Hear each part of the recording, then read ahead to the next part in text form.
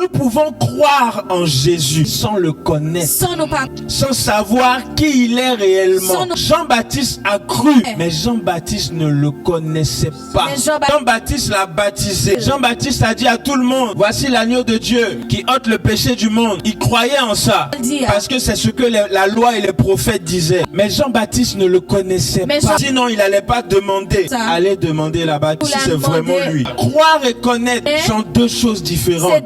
Tu peux croire en Jésus, tu peux croire et tu peux ne pas le connaître. Un jour, Jésus demande à ses disciples, qui dites-vous que je suis? Tout le monde parle, mais vous, qui dites-vous que je suis? Et les disciples vont répondre. Pierre va répondre, tu es le Christ, le oint de Dieu, fils du Dieu vivant. Donc Pierre savait, il savait qui il était. Mais Jean-Baptiste ne le connaissait pas. La vie éternelle consiste à avoir l'expérience avec Christ et l'expérience avec Dieu. Quelqu'un qui n'a pas cette expérience, il peut ne pas avoir la vie éternelle. Ça veut dire que cette personne peut mourir de façon prématurée.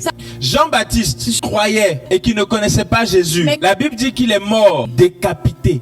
On lui a coupé la tête. Prophète de Dieu, on lui a coupé la tête. Et il est mort prématurément. Deux personnes qui vont se marier, avant de se marier, ils doivent se connaître. C'est-à-dire qu'il doit savoir ce qu'elle aime et ce que le monsieur il aime. Parce que sans ça, on ne peut pas aller plus loin. Il doit avoir une expérience de vie. On va sortir, on va aller au restaurant.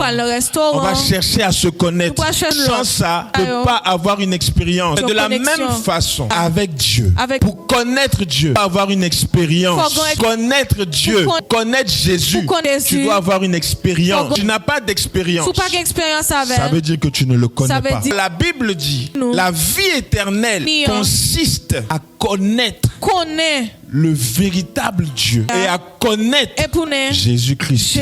Tu dois avoir une expérience avec Dieu et avec Jésus. On va prendre Romains 10, verset 9. Si tu confesses de ta bouche le Seigneur Jésus, et si tu crois, si tu es persuadé, si tu es sûr dans ton cœur que Dieu l'a ressuscité des morts, tu seras sauvé. Marc 16, verset 16. Celui qui croira et qui sera baptisé sera sauvé. Celui qui ne croira pas sera condamné. Acte 16, 31. Paul et Silas répondirent, crois au Seigneur Jésus et tu seras sauvé, toi et ta famille. Sauvé. Quand on dit tu seras sauvé, si tu confesses de ta bouche, tu seras sauvé. Le mot sauvé veut dire yesha, être délivré. Être délivré. Donc quand la Bible dit celui qui croira, c'est-à-dire celui qui est persuadé, celui qui est sûr et qui sera baptisé sera délivré. Et celui qui ne croira pas, bien qu'il va se faire baptiser, sera condamné. Ça veut dire que je peux croire sans être baptisé. Donc si je crois, si je suis sûr de Jésus et que je me baptise, je vais être délivré. Non, si je ne crois pas et que je vais quand même prendre un baptême, quel que soit le baptême, Jean-Baptiste a baptisé d'eau. Jésus a baptisé du Saint-Esprit. Donc, quels que soient les baptêmes, si je crois et que je prends le baptême, je suis sauvé. Mais si je ne crois pas et que je prends quand même le baptême, je suis condamné.